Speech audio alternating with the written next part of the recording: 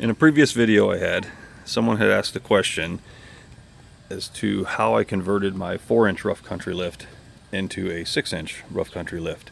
And actually this is incredibly simple to do.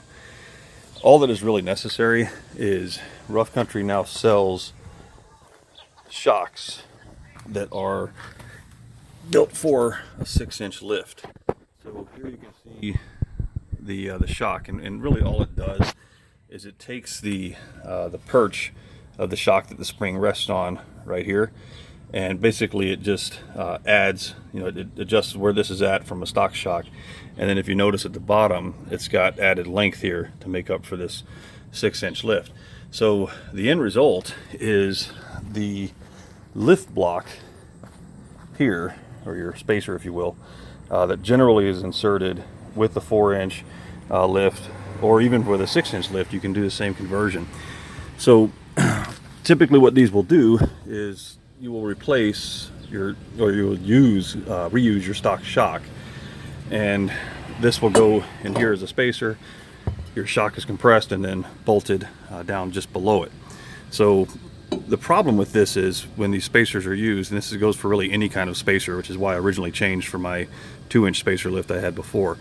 The problem with these is it gives an incredibly rough ride, and the reason for this is the preload of the shock is always compressed. So when that spacer's on there, it just pushes the shock down, which is basically the same as the suspension always being in a loaded condition.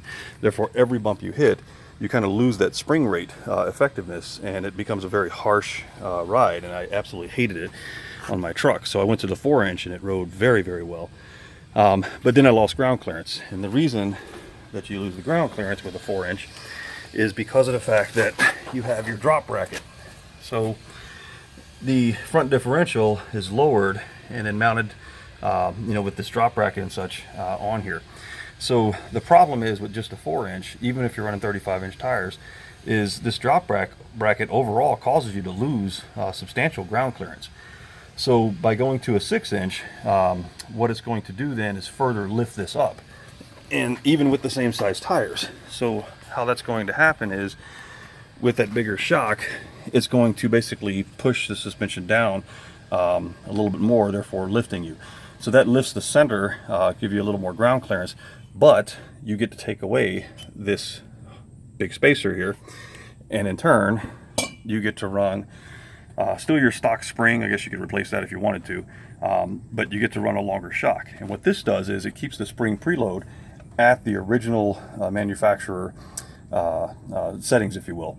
So now you basically maintain more or less that stock ride, and it's truly a wonderful ride with this. And so you really can't go wrong, and it's a relatively inexpensive venture. It costs, I believe it's about $220 some odd for the shocks. And again, I'll give you another view of those. So here you can see the shock itself.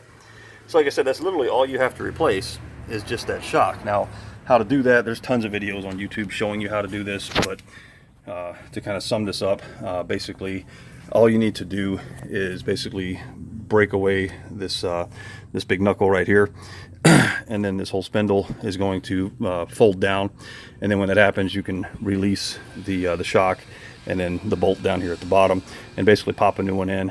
That's a little easier said than done. You're definitely going to need some spring compression tools with this, which you can pick up at Harbor Freight for hardly anything. It's a pretty easy job if you have some mechanical ability. Again, there's plenty of YouTube videos for just how to do that, but overall for a couple $100, it is a massive improvement to your overall ride. So if you have a 4-inch or 6-inch lift on one of these F-150s and you have the spacer and you wish to convert to the shock, the ride is it's almost incomparable.